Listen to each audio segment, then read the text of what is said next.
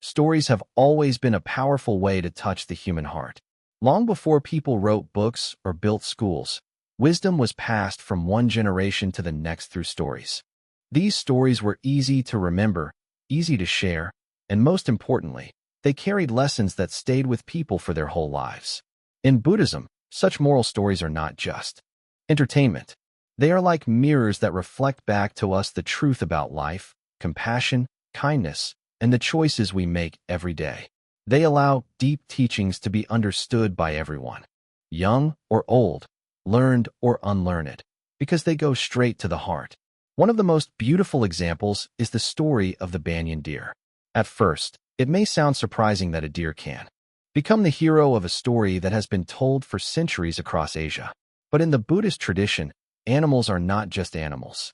They often represent values, virtues, and the hidden potential within all beings.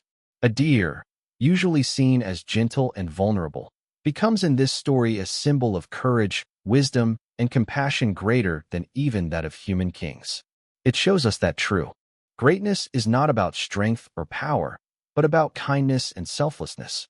The Banyan Deer story belongs to a large collection of moral stories told by the Buddha himself to his followers. He told them not as abstract philosophy, but as simple tales that could be remembered and retold. Each story was meant to plant a seed in the listener's heart, a seed of compassion and wisdom that could grow over time. Today, even though the world has changed, these stories still carry the same power. In fact, they may be even more important now, in a time when people are often lost in busyness and forget the value of kindness. In this particular story, we are taken into a forest where deer live under constant fear of being hunted. The forest is alive with beauty, yet it is also a place of suffering, because everyday lives are taken away for the pleasure of a human king. Out of this suffering rises a remarkable leader, the Banyan Deer, who chooses not to fight with anger or resist with violence, but instead to protect his people through wisdom and sacrifice. His actions reveal the essence of compassion, not as a soft or weak feeling, but as a force stronger than fear and cruelty. What makes the Banyan Deer story stand out is not only the message of compassion, but also the way it challenges our assumptions about leadership and responsibility. Usually, when we think of a king, we imagine someone who commands power, wealth, and armies. But here, the true king is a deer who has no weapons, no riches, no political authority. Yet he gains respect even from a human ruler. This story asks us to rethink what it means to lead, what it means to be strong, and what it means to care for others. As we begin this journey through the story of the Banyan Deer, we will see how a simple tale can open doors to profound truths. It is not just a story for children, though children can learn much from it. It is a story for every human being who wishes to live with more compassion and more courage. It is a reminder that even in the face of danger, it is possible to act with kindness. It is an invitation for us to carry the spirit of the Banyan Deer into our own lives, so that we too may bring comfort, protection, and hope to others. Long ago, in a land where wide rivers and deep forests stretched across the earth, there was a great woodland filled with countless herds of deer. The forest was rich and alive, with tall trees reaching into the sky, streams of clear water flowing quietly, and green grass covering the ground. It was a place where animals roamed freely, each living according to its nature. Birds sang at dawn, monkeys leapt from branch to branch, and the deer wandered in peace, their graceful movements blending with the calm of the forest. But beneath this beauty there was also fear, for the land belonged to a powerful human king who loved to hunt. To him, the forest was not just a home for animals, but a place of sport and pleasure where he could show his power by taking life. Within this forest lived two great leaders among the deer. One was the Banyan Deer, a magnificent creature of golden color, tall and strong, with antlers that shone like branches of a tree. He was not only beautiful to look at, but also wise and gentle. And so hundreds of deer followed him and looked to him for guidance. The other leader was the Branch Deer, also powerful and proud, with his own herd of followers. Each herd lived separately but close to one another, and together they formed the heart of the deer population in that forest. The human king, who ruled the nearby city, often came to this forest with his men. He enjoyed hunting more than anything else. Sometimes he would ride in with horses and dogs. Sometimes he would order his men to set up traps and nets. The cries of the captured animals echoed through the woods, and fear spread among the herds. What should have been a safe and peaceful life became a life of constant worry. No deer knew which day might be its last, for at any time the king's hunters could come and choose their victim. Day after day, the killings went on, not because the king needed food, but because he enjoyed the chase, the display of skill, and the feasts that followed. What to him was a moment of pleasure was to the deer a moment of terror and endless grief. The forest, though green and full of life, carried a shadow of sorrow.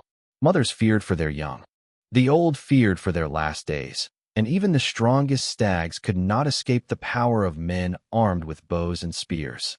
It was in this setting of fear and uncertainty that the greatness of the Banyan Deer would shine, for he was not only a leader by size and strength, but also by wisdom. He saw the suffering of his herd and knew that something must be done if they continued to live in this way, running from hunters day after day. Many would die painfully, and the forest would be filled with endless bloodshed. But if a path could be found to reduce this suffering, perhaps some lives could be saved, and peace might return, at least in part. Thus, the story unfolds not in a world of ease and safety, but in a world where life is fragile and threatened at every turn. This background is important, for it shows us that compassion does not grow only in perfect conditions. It grows in the midst of fear, in the face of danger, and in times when the future is uncertain. The forest becomes more than a place. It becomes a stage where cruelty and kindness, fear and courage meet and reveal their true power. As the days passed, the suffering of the deer grew heavier.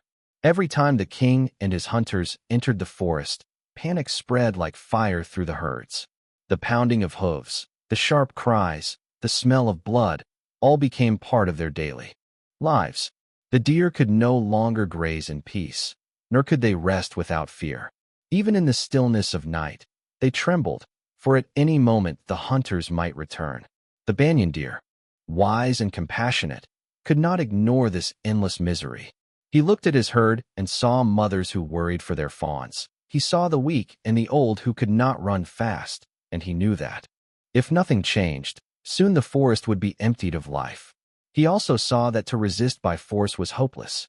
Deer had no weapons, no armor, no strength compared to the hunters who carried bows, spears, and arrows. Violence would only lead to more deaths. What was needed was not anger, but wisdom, not revenge, but a way to lessen the suffering. After deep thought, the Banyan Deer gathered his herd and spoke. His voice was calm, yet carried the weight of sorrow. He told them that running in fear each day only caused more pain, and that many were dying in confusion and terror. He explained that it would be better to meet death with dignity than to be hunted down like prey. If the king demanded lives for his pleasure, then perhaps they could give them in a way that spared the others from panic and cruelty. The herd listened in silence, their eyes filled with sadness but also with trust. They knew their leader spoke not for himself, but for the good of all. With this decision in his heart, the Banyan Deer went to the human king. It was a bold act, for never before had a deer walked willingly into the presence of hunters. When he arrived, the king and his men were astonished. Before them stood not a frightened animal, but a noble creature who carried himself with calm dignity. The Banyan Deer bowed his head in respect and spoke, not with fear, but with gentle courage. He asked the king to listen to his plea. He said that he knew the king enjoyed hunting and that lives would continue to be taken, but he asked for mercy in the way it was done. Instead of chasing and killing at random, causing endless suffering to all, he proposed a different way. Each day, one deer would willingly come to the palace and give its life. In this way, the king would still have his feast, but the forest would be spared the terror of constant hunts. The king, surprised by the wisdom and bravery of the deer, listened carefully. He was moved by the thought that an animal, usually seen as weak and voiceless, could reason with such clarity and compassion. He saw in the eyes of the Banyan Deer not fear, but deep concern for others. The king realized that this was no ordinary creature, but a leader who truly cared for his people. After a moment of silence, he agreed to the proposal. From that day on, the hunting stopped. Instead, each morning, a deer would come forward to the palace gates, offering its life so that the others might live in peace. Though the arrangement was sorrowful, it brought relief to the forest. No longer did the herds run in panic at the sound of hunters. They could graze without fear, knowing that only one among them, chosen by turn, would face death each day. It was a painful sacrifice, but it was also a gift of dignity and peace to the many. And at the center of this sacrifice was the wisdom of the Banyan Deer, who had chosen compassion over conflict, reason over resistance. In this act, we see the mark of a true leader, one who carries the burden of sorrow so that others may rest. The arrangement with the king continued for many days. Each morning, a deer would walk, with steady steps to the palace gates, bow its head, and offer its life.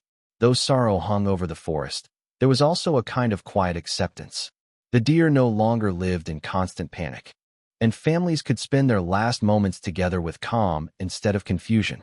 It was a heavy price to pay, but it was still better than the endless terror of the hunt.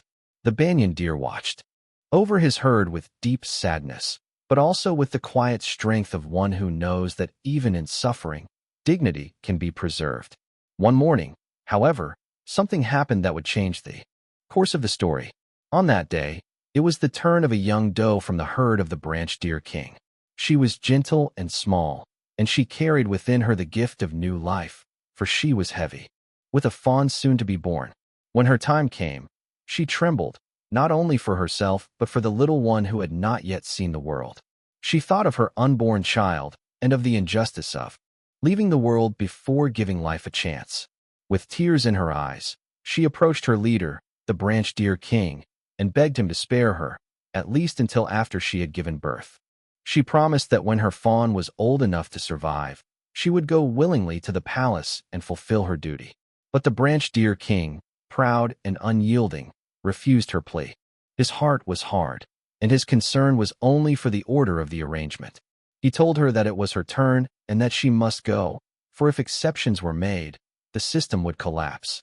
His words were cold, and his refusal pierced her heart more deeply than the thought of death itself.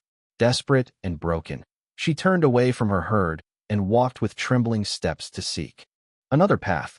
She thought of the Banyan Deer, whose compassion was known throughout the forest, and though he was not her leader, she placed her last hope in his mercy.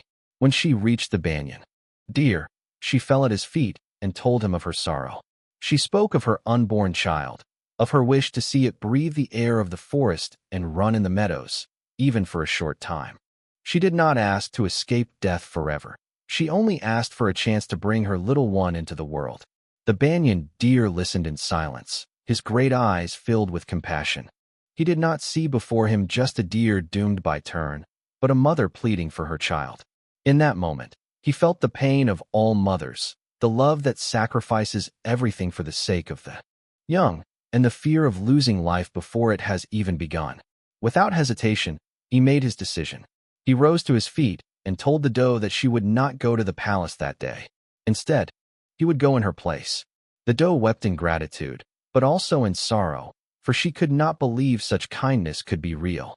Yet the Banyan Deer's voice was firm and gentle, like the flowing of a river. He said that true leadership was not about saving oneself while others suffer, but about carrying the burden of others, even at the cost of one's own life. He told her to care for her unborn child and to let it run free in the forest when the time came. So, with calm steps, the Banyan Deer walked toward the palace, ready to offer himself as the sacrifice for that day. The other deer watched with awe and sorrow. They saw in him not just a leader, but a being whose heart was vast enough to hold the suffering of all. His action was more than a gesture of kindness. It was the living example of compassion, the kind that gives without hesitation and protects without asking for reward. It was a turning point, for in that moment the story moved beyond survival and into the realm of true selflessness. When the Banyan Deer reached the palace gates, the guards were astonished. They had grown used to seeing ordinary deer arrive each morning, trembling with fear as they awaited the king's order. But this day was different. Before them stood the great Banyan Deer himself, tall and noble, with golden fur that shone in the morning light and antlers that spread wide like the branches of a tree. His steps were calm, and his eyes were steady, not like a victim, but like a leader walking with dignity. The guards hurried to the king and told him what they had seen. Curious and surprised, the king came out to witness this strange event with his own eyes. When he saw the banyan deer lying down before him, ready to give up his life, the king was puzzled.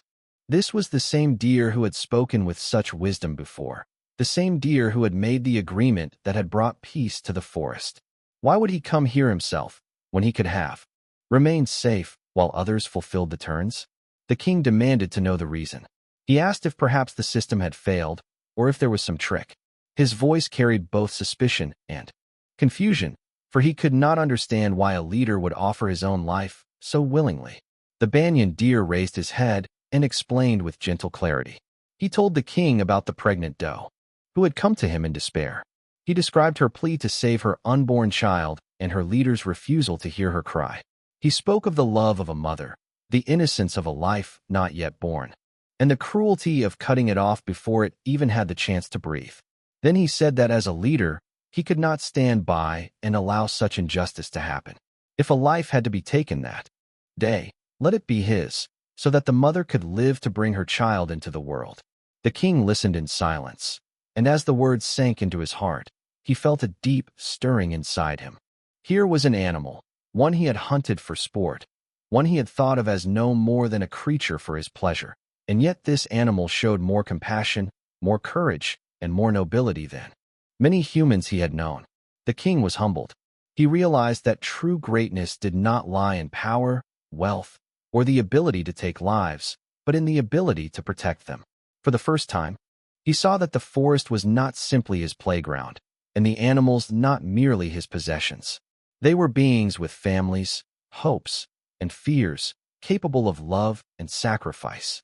Moved to the core, the king stood before the banyan deer and declared that he could not take his life. He was too noble, too pure, too selfless. The king's heart softened, and with a voice that trembled with new understanding, he promised not only to spare the banyan deer, but also to release the pregnant doe and her unborn fawn. But his mercy did not stop there. Inspired by the depth of compassion he had witnessed, the king made a vow to protect all the deer of the forest. No longer would they be hunted for sport, no longer would they live in terror. From that day forward, they would roam free, safe under the protection of the crown. The banyan deer lifted his head and bowed gently, not in submission but in gratitude for the change that had awakened in the king's heart. The forest, once a place of sorrow and fear, now began to breathe with new life. The cries of panic were replaced by songs of birds and the rustle of leaves in the wind. The deer returned to the meadows with light steps, knowing that their lives had been spared by the power of compassion. The king himself returned to his palace a changed man. He had come to the forest seeking pleasure, but he had found wisdom instead. He learned that compassion could transform even the hardest of hearts, and that the nobility of a leader was not measured by how many lives he could command, but by how many lives he could protect. This moment of awakening would be remembered for generations, not only as the mercy of a king, but as the triumph of a deer whose heart was greater than fear and stronger than cruelty. The story of the banyan deer is more than just an old tale about animals and kings. It is a lesson that reaches across time, reminding us of values that are as important today as they were in the past. At its heart, the story is about compassion, the kind of compassion that does not stop at words but is shown through action. The banyan deer did not simply feel pity. For the pregnant doe, he acted on her behalf, even though it meant risking his own life. This kind of compassion is rare and powerful because it places the well-being of others above the safety of the self. It teaches us that compassion is not weakness, but true strength, for only the strongest heart can give itself fully for the sake of another. Another great lesson in the story is about leadership. Many people think of leaders as those who command others, who hold positions of power, or who control wealth and armies. But in this story, the true leader is a deer who had no weapons, no riches, and no authority in the human world. His leadership came from his willingness to bear suffering so that others could live in peace. He did not think of his own survival first. He thought of the safety of his herd and the needs of the weak. This shows us that leadership is not about ruling from above, but about serving from the heart. A real leader is someone who sacrifices comfort for the well-being of others, who inspires trust not through fear, but through love. The story also shows us the power of wisdom in the face of suffering. The Banyan Deer did not fight the human king with violence. He knew that deer could never win against hunters armed with arrows and spears. Instead, he chose a different path: negotiation, reason, and sacrifice. By creating the agreement, he reduced unnecessary suffering and gave the deer a chance to live without constant fear. This is a lesson for us as well. Sometimes in life we face problems too large to fight with force. At such times, wisdom shows us that there are other ways, through patience, through dialogue, through creative solutions that may not remove all pain, but can lessen it. This is not weakness, but intelligence guided by compassion. The human king's change of heart is another important part of the lesson. He represents the human tendency to dominate, to take life for pleasure, and to ignore the suffering of others. But when he saw the selflessness of the Banyan Deer, something awakened in him. He realized that even an animal could show a greater sense of morality than a human king. This moment of awakening teaches us that compassion can transform people. Even the hardest heart can be touched. Even the most selfish person can learn to care when they see true selflessness before them. The story reminds us that kindness is not limited to a religion, a race, or even a species. It is a universal truth that speaks to all hearts. From a Buddhist perspective, the story reflects the idea that all beings are connected, and that to harm another is to bring suffering into the world we all share. The deer did not think only of himself, nor only of his own herd, but even of a member of another herd who came to him for help. In the same way, we are asked to see beyond narrow circles of family, tribe, or nation, and to extend compassion to all beings, whether human or animal. The Buddhist teachings often remind us that suffering is universal, and so compassion must also be universal. If we close our hearts only to those we consider ours, then compassion is incomplete. True compassion knows no boundaries. The story also highlights the truth that actions of kindness can create change far greater than we expect. The simple choice of one deer to sacrifice himself not only saved a pregnant mother and her unborn child, but also moved a king to protect an entire forest. Compassion spreads like ripples in water, starting from one act, and touching many lives beyond what we can see. In our own lives, we may think that small acts of kindness do not matter, but they can awaken something powerful in others, just as the Banyan Deer awakened the heart of a king. Perhaps the deepest lesson is that life gains its true meaning not from how long we live or how much we gain, but from how much good we bring to others. The Banyan Deer was willing to give up his life, but in doing so, he gave life to countless others. His greatness did not come from avoiding death, but from facing it with courage and compassion. In this way, the story teaches us that selflessness is the highest form of nobility, and that when we act out of love for others, we create something eternal, something that lives on long after our bodies are gone. Although the story of the Banyan Deer belongs to an ancient time, its meaning is alive and close to us today. In our modern world, people often speak of progress, technology, and power, but at the same time we still struggle with greed, violence, and selfishness. The lesson of the deer reminds us that compassion is not something old-fashioned or weak. It is the very thing our world needs if we are to live together in peace. The king of the story represents the part of us that sometimes seeks pleasure without thinking of others, that consumes more than necessary, and that sees weaker beings as unimportant. The deer represents the part of us that still knows the value of kindness, sacrifice, and care for life. Every day, in every choice we make, we can decide whether to live like the king before he was changed, or like the deer who was willing to give up his life for the sake of another. In our cities, where people are busy chasing success, the story speaks quietly but clearly. It tells us that success without compassion is empty. A person may own great wealth, but if that wealth is built on the suffering of others, it carries no real value. On the other hand, even small acts of kindness, like helping a stranger, protecting an animal, or speaking with honesty, can leave a deep mark on the world. The Banyan Deer did not have gold or armies, yet his action changed the heart of a king and saved an entire forest. This shows us that one act of true compassion can be more powerful than thousands of acts driven by selfish desire. The story also touches on how we treat animals and nature today. Across the world, forests are being cut down, rivers are being polluted, and animals are losing their homes. Much of this harm is caused by human greed, just as the king hunted for pleasure without caring about the suffering of the deer. But if one ancient king could change after seeing the sacrifice of a deer, can we not also change after seeing the suffering of our planet? The message is clear. The way we treat animals and nature is a reflection of the way we treat ourselves.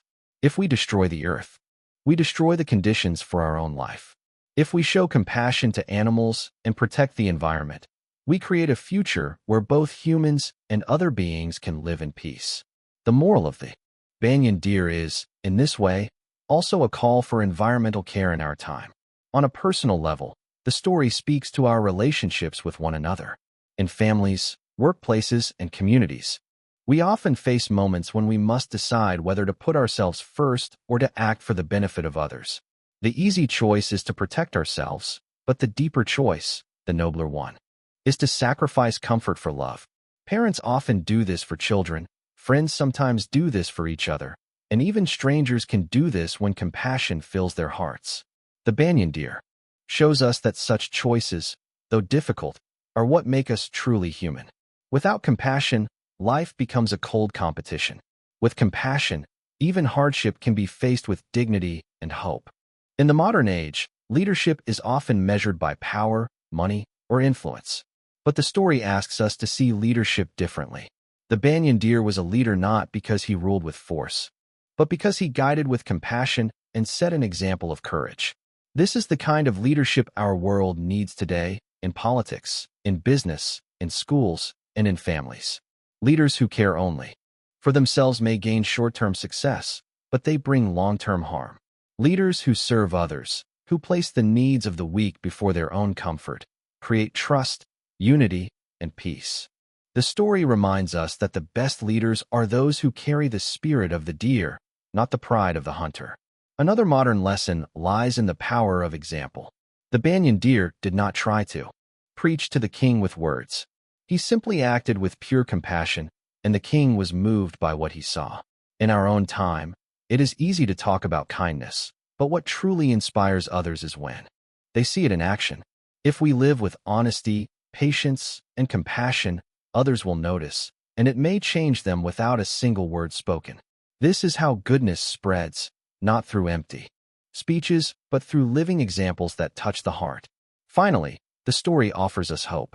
The world may sometimes appear filled with cruelty, injustice, and indifference, but the tale of the Banyan Deer reminds us that even in the darkest places, compassion can shine and bring transformation. Just as the king's heart was softened by the sacrifice of a deer, hearts today can also be changed when faced with true acts of selflessness. No act of kindness is wasted, no matter how small it may seem. Every time we choose compassion over selfishness, we create a ripple of goodness that may reach further than we can ever imagine.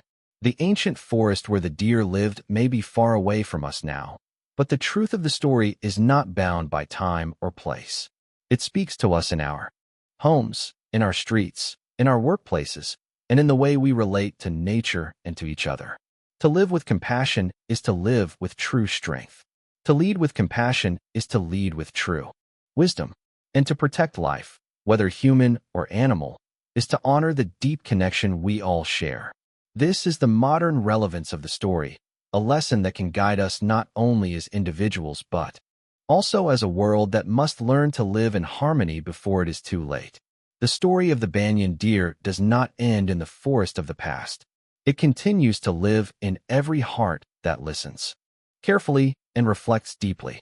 Though it comes from ancient Buddhist tradition, its wisdom is not limited to any religion or culture.